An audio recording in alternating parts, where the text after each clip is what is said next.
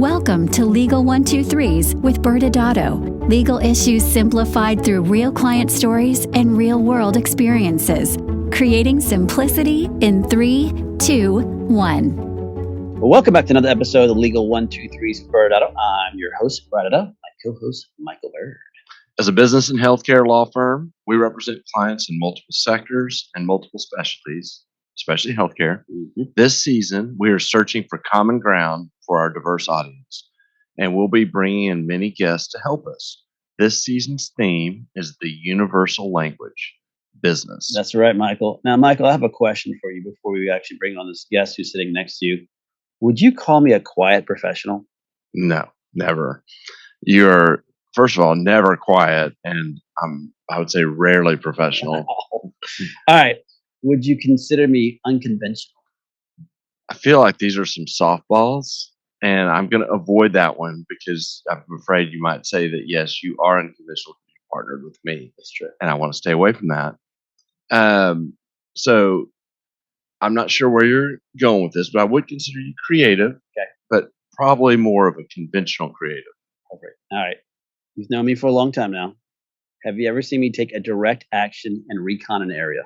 If you're talking about going into a bar, ordering a drink, and looking around, yes, I've seen you do that. So that counts, is what I heard. Okay. Michael, have you ever thought of me as a bearded bastard or a snake eater? Trying to remember if you've ever had a beard. Yes, I have. I remember you had a beard during Thanksgiving, November. That's true. Yes. Yeah. So, in 8 seasons we've been doing this, Brad, this has got to be one of the stranger tangents you've been pushing me on. So what's going on? All right. Well, as our guest who's watching this on YouTube will probably recognize, is that we have a guest in the studio, and this show is a special day. This is our Memorial Day special show, and we're honoring our fallen heroes. For those who know, Memorial Day is a federal holiday that the United States has selected as a day for us to mourn our U.S. military personnel who gave the ultimate sacrifice by giving their lives to protect us. And based on our relationship with a nonprofit called Carry the Load, we celebrate Memorial May at ByrdAdatto, which is we not only honor our fallen heroes in the military, but we also honor those who are first responders. Yes, we love Carry the Load. We've been working with this organization for over a decade now. Yeah. I have to say, Brad, I feel particularly safe today with Jeff here. I may make extra fun of you because I'm feeling pretty secure over here in my corner. That's right. So, and as you just referenced, we have for our Memorial Day special, we've always had a military personnel. In years past, we've had Birdman, who you know. We've also had the founders of Carry the Load. And today, guest has worn something called the Green Beret. And for those who don't know, a Green Beret symbolizes excellence, a badge of courage, a mark of distinction, and the ability to fight for freedom. Although there are other fun terms out there for Green Berets, like the quiet professional. They work on unconventional warfare, special recon, direct actions, a plethora of other types of mission sets they have. But then I found some more fun ones, which is like the soldier diplomat, the snake eater, and of course the bearded bastard. So let's bring on Jeff, Michael. I feel like I need to grow a beard now too. I know, right? Yeah, makes you a badass automatically. I know. Well, Jeff Houston, I'm going to introduce you. Jeff served in the U.S. Army Special Forces, aka Green Beret. He was deployed multiple times to Iraq, has excelled at completing various tactical shooting courses with both assault and tactical rifles and pistols, unlike Brad, a certified NRA pistol instructor and training counselor. He previously served as the director of training and lead instructor for a shooting range in Denver, Colorado, where he developed and expanded the training division. He has trained foreign military and police units, U.S. Special Forces units, as well as local and federal law enforcement personnel. He is, as Brad alluded to a little bit ago, he's a board member of nonprofit Bird's Eye View Project with Brad. He has a bachelor's degree in finance and accounting from the University of Colorado, Denver. And he has carried his spirit of entrepreneurship to Texas, where he founded and owns TAC7, which focuses on active shooter response preparation programs and specialized security services. Welcome, Jeff. Thank you. That was quite the intro. I appreciate that. Yes, we're happy you're here because we feel, as Michael said, much safer Yes. Hopefully we're safe with me here, though. I don't know. We're in a nice enclosed space here in the closet, so we don't have our situational awareness going on now. Right. outside. What you don't know is that this dude's behind his curtains and it's totally empty, so there could be people behind that. There could be. You're freaking me out now, man. Come on.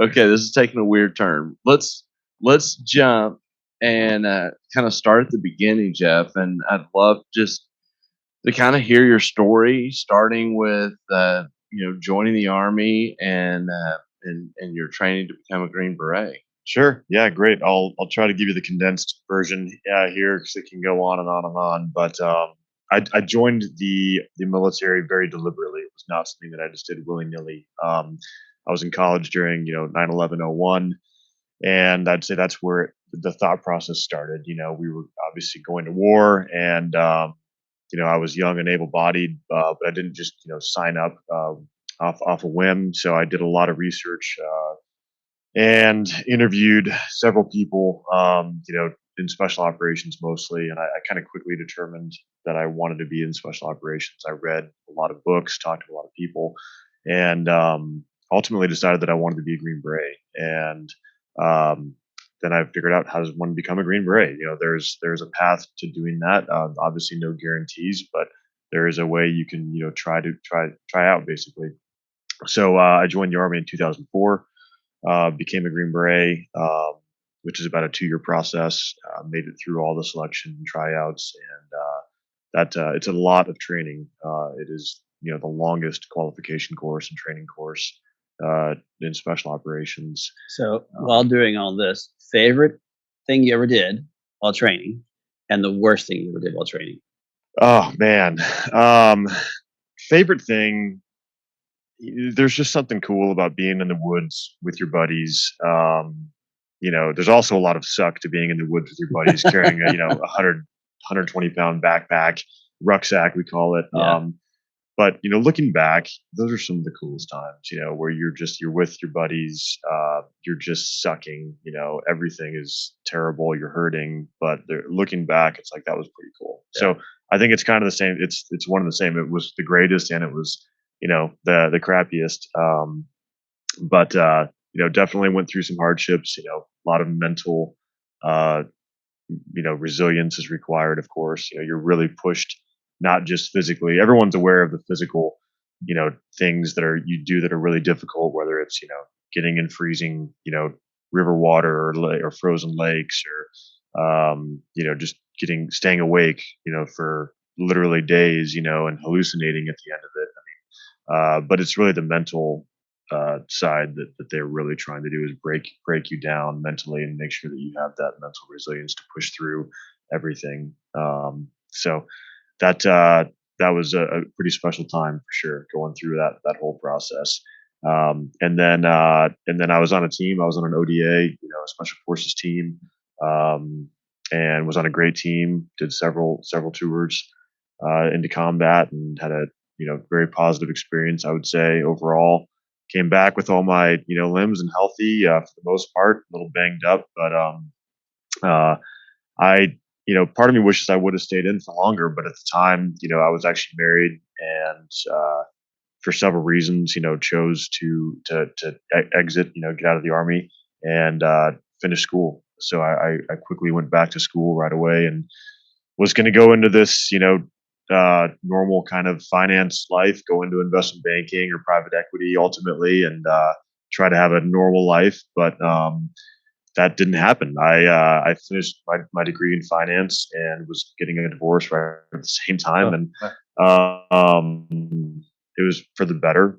There's there's over a 90% divorce rate in special forces, by the way. And so it's like no surprise, but it was a good thing for me. And I found myself just free of, no marriage, no job at this point. I just graduated college. And so I was like, well, I'm not just going to go sit in a cubicle and start my finance career just yet. I want to do some more fun stuff, and did some contract work, and then got linked up with a couple really good guys in Denver that were on the Navy side of the house, and worked with them for several years. Is that a reference to a Navy SEAL? You It just have to is. say the It word is. right. Yeah. Yeah. Yep. Nailed it. Those Navy guys. Those Navy guys. Yeah. Yeah. So that was awesome, and really that my military experience combined with a few years of doing different types of work with those guys set me up for what I do now ultimately. And I moved to Dallas 7.5 years ago in 2015, and started consulting and built a business here. What drew you to Dallas? My family moved here about 20 years ago, so they were here. They had roots here, and all my siblings are here, and now I've got nieces, and hopefully a nephew on the way here soon, and so I wanted to be close to my family. I've been gone since I left for college at 18, and short of visiting my family, I was gone. And then knew that it was the time. If I was ever going to come back and be close to my family physically, that was the time. So Dallas has been great. I've loved it. Lived all over the country, and I certainly miss Colorado, which is where I'm from originally, but miss the climate, there mostly, but in the mountains. But I love Dallas, love the people. Yeah. Well, you got a guy next to you who loves Colorado so much he's trying to open a ByrdAdatto office there, but that's a whole nother story. Oh boy. All right. Yep. Well, good. Well, so now, first off, as always, thank you for what you've done for us. I always appreciate that, having you guys on here who served. And most importantly, for those who got out with, as you said, all your limbs. So that's actually really nice too. Because, I have know many people that we serve with on many boards who haven't been as lucky. Mm-hmm. And so that, for those listening and who want to learn more about these two nonprofits, we'll drop in book links in there for Bird's Eye View Project and Carry the Load, which are both, I know with Jeff serving on that board and Michael and I being very active in both, near and dear to our heart. But like everyone else, not like everyone else, you had the opportunity when you did get out to start to kind of figure out what you want to do with your life. And I know just again from serving on these boards, that's not easy. You actually said, I got out and I just went back to college. I know people, again, different branch of the Marines, they say, well, I got out and I tried to go back to college. I couldn't figure out how to be in a room with these people. And so I think it's a huge hat tip to you that you were able to transition and, into as best you can to civilian life and then build a business on top of that. And so that's going back to the universal language of business. And I know that our audience probably would like us to spend a ton of time on your military. We really want to dive into that because I feel like as a Green Beret, with the operational experience you had, and then being able to fold that into a business is fascinating. So let's talk about that idea of yours, the lessons that you learned when you basically said, hey, I did military training, but what can I take from that and then apply it to an actual business? Sure. There's, as most people know, there's a lot of, overlap in terms of teamwork, right? I think that's kind of the first thing that most people think of, in military. And if somebody were to guess, on what's a lesson you take from the military, and it's teamwork is often one of the first things talked about, and I agree with that. The ability to work with a team is critical, in the military and special operations. Teamwork and leadership are huge, and those certainly parlay into any business or successful work environment. You have to learn how to work with different people, and even if you don't necessarily like someone you're working with, you got to figure it out, right? So the ability to adapt to different types of people, different personalities, of course, is critical. And in special forces, you are blessed with really becoming family with your team. So you're around them, certainly a lot more than most people are around their people in the office. And not only are we around them more, but we're doing really difficult stuff together, whether it's training or preparing or completing actual missions in combat. And so obviously you can see how important it is to trust your team and to know what's going on with someone, and know that they're going to have your back no matter what. So those parlay obviously into any successful work environment, or as a business owner, whether it's building out a team or working with other people on different projects, partnering with people, you really have to successfully, do that. And the military definitely has helped with that, and then the leadership aspect too. Um, you have to learn how to lead people, and you do a lot of that in the military. Even if you're not, an officer, if you're in special forces, you're working with other, military units or special police units, and you don't know these people very well, and you got to figure out how to lead them. It could be a small team of a few guys or a larger unit, and so having those experiences in the military, definitely parlayed and have helped me a lot, I think, to building out a successful small business. Well, tell us about Tax 7. Um, Tax 7 is really, we're a boutique security firm, was kind of what people end up calling us, because we're not a huge company. We're a small business that really focuses on meeting clients' needs that are everything from specialized requests and services with individuals or families, all the way to training in a corporate environment. Most of our business post COVID has been more on the family side. We work with families on safety and security, and usually that starts with in the home. People want to feel and need to feel the safest while they're in their home. So we just work with families on everything from home defense planning, possibly firearms training, safe storage of firearms in the home, having a plan really for emergencies. And it's not just that stereotypical, like, oh, a bad guy's going to kick in my door. It's, do you have fire escape ladders for your kids that are on the second floor? Do you have uh, you know a plan for if a spouse is home alone and there's kids in the house also? What are they going to do if they hear a bump in the night? What if the alarm goes off at 3 o'clock in the morning? What is the plan? What's the protocol for that?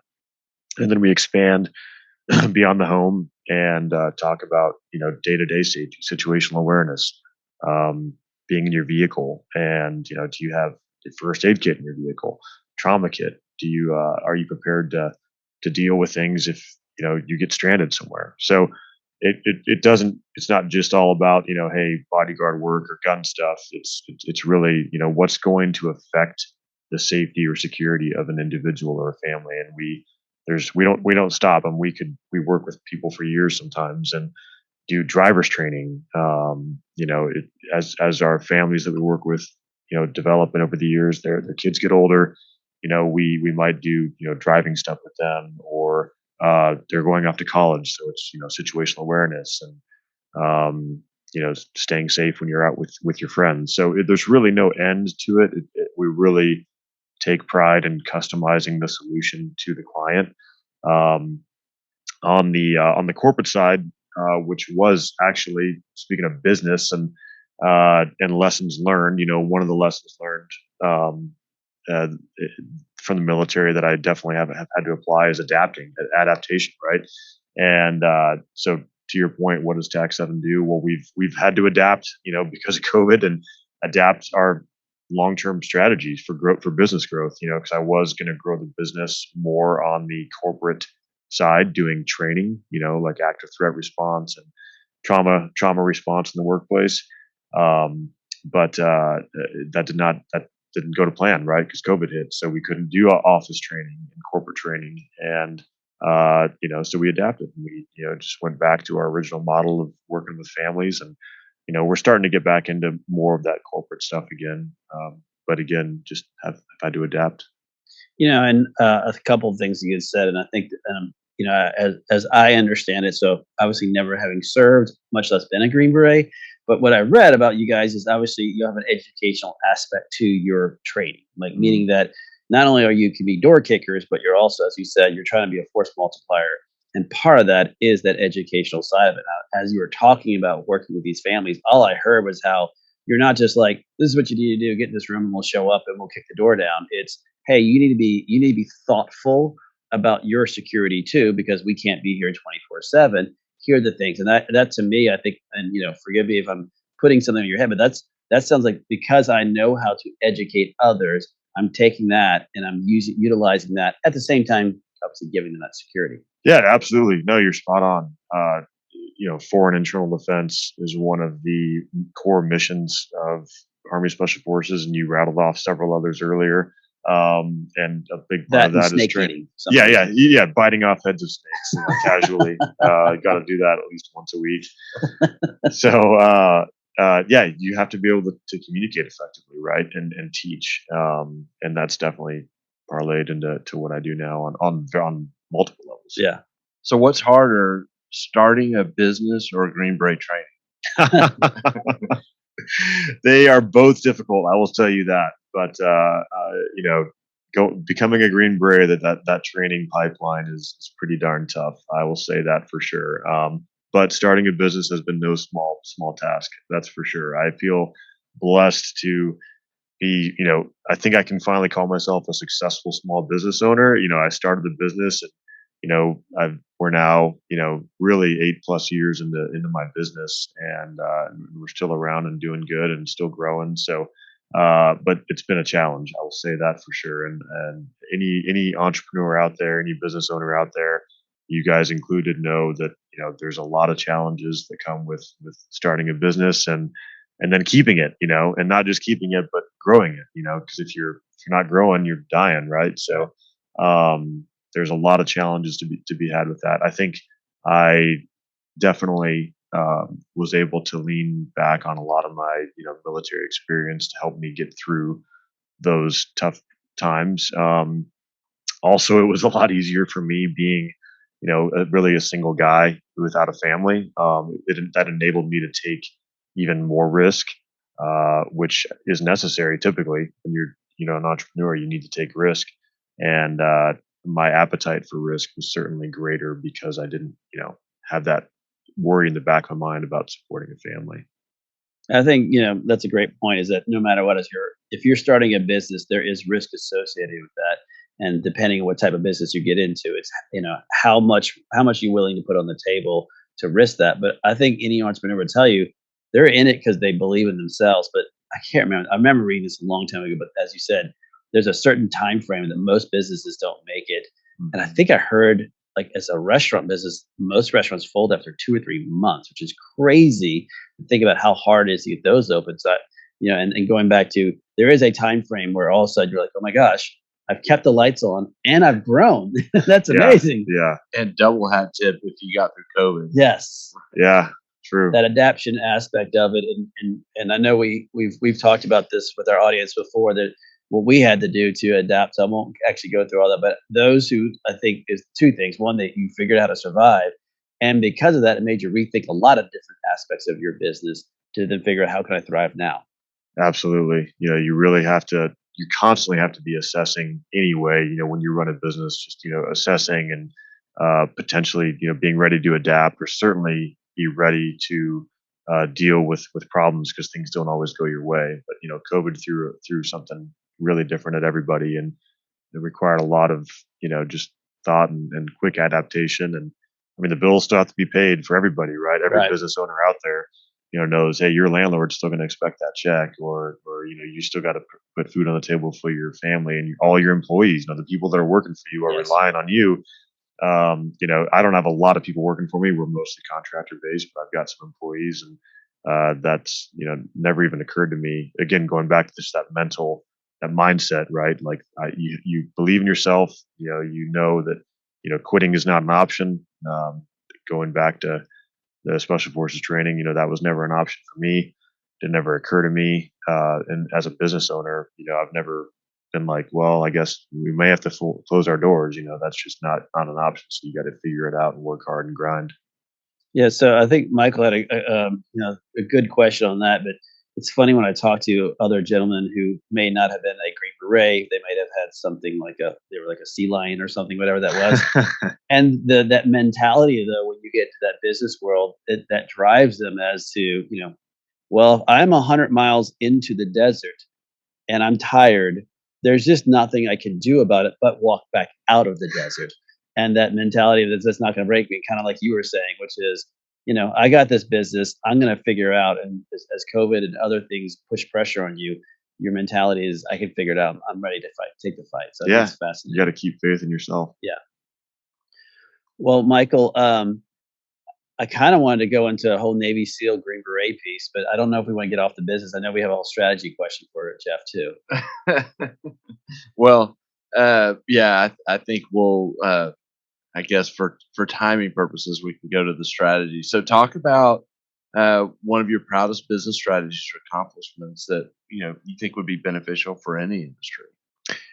I think I'm probably most proud of just being able to help people, right? Whether it's from a client perspective, we're talking about safety and security, and that's very important to people, especially when it comes to their children.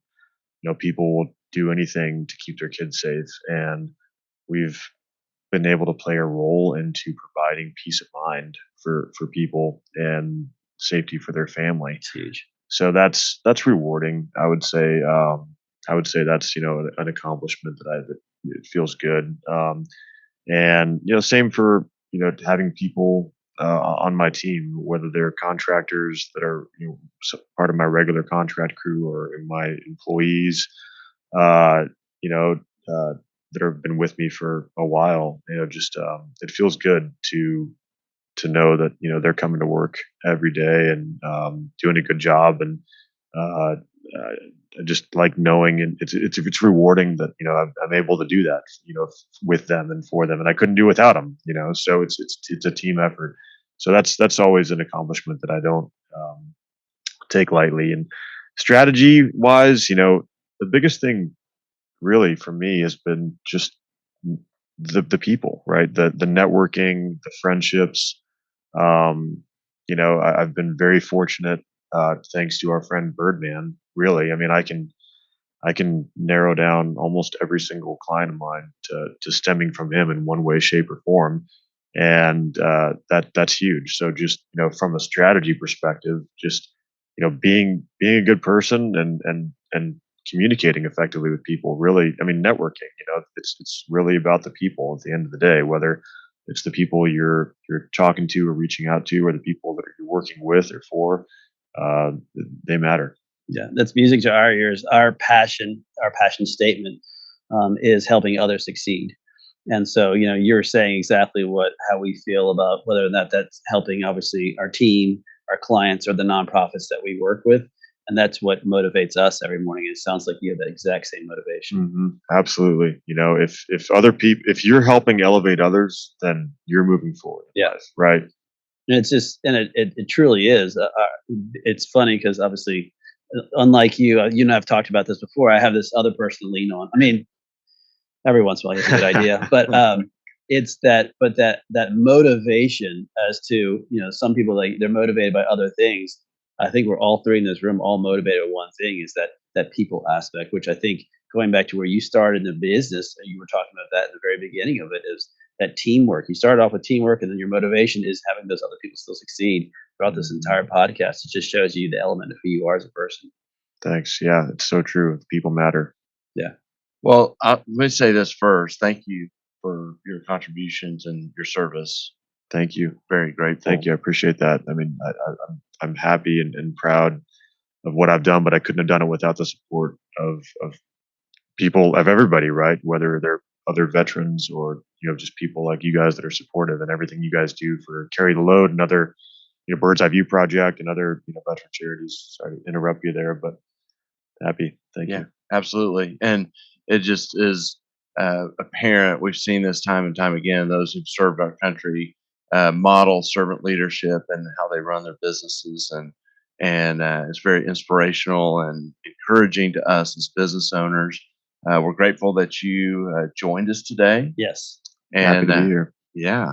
And so what we'll do next is we'll sign off, and then Brad and I'll circle back after commercial and come up. I don't know what legal we can say, but we'll come up with something and wrap the show up. Absolutely. Thanks, Jeff. Thanks, guys.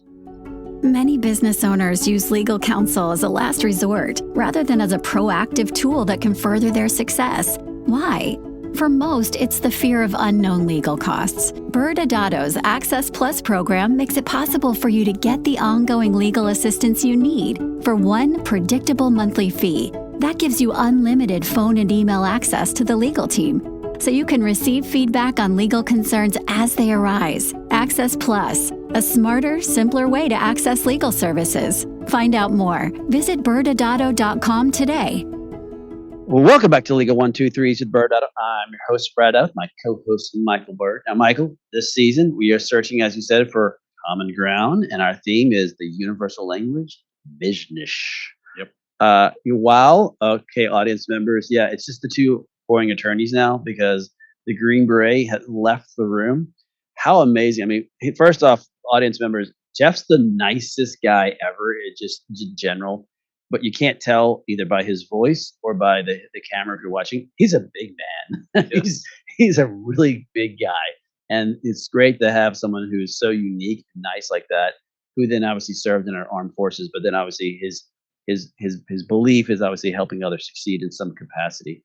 But I thought you and I both agreed there was something that Jeff said throughout this conversation, which was about risk. And in business, there are risks. There is no way in life there are risks. And I know that in other episodes I've talked about people take different types of risks. People have different kind of concerns. Some people are afraid to step out of the shower in the morning, and other people jump out of perfectly good airplanes with parachutes, right? So those are different risk tolerance for every single person. And so for Jeff, obviously for him, hearing his story of each step that he took was fascinating. But I'd love us to kind of think about a mentality of an entrepreneur and then taking that and applying it to them on the risk side. Yeah, and I would say first that you have this risk range that you always talk about of people that will jump out of an airplane. I think that the next step is a special forces person. Yes, yeah. No doubt. So there is all risk.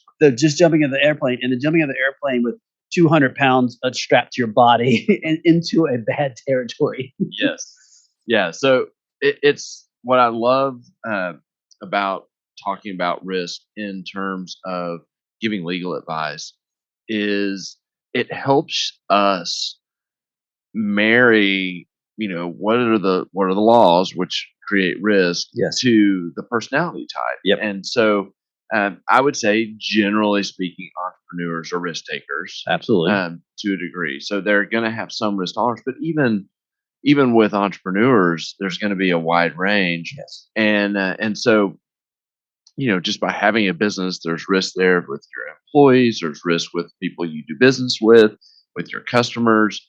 And so you have to find that sweet spot when you understand what the legal obstacles are and what you're comfortable with.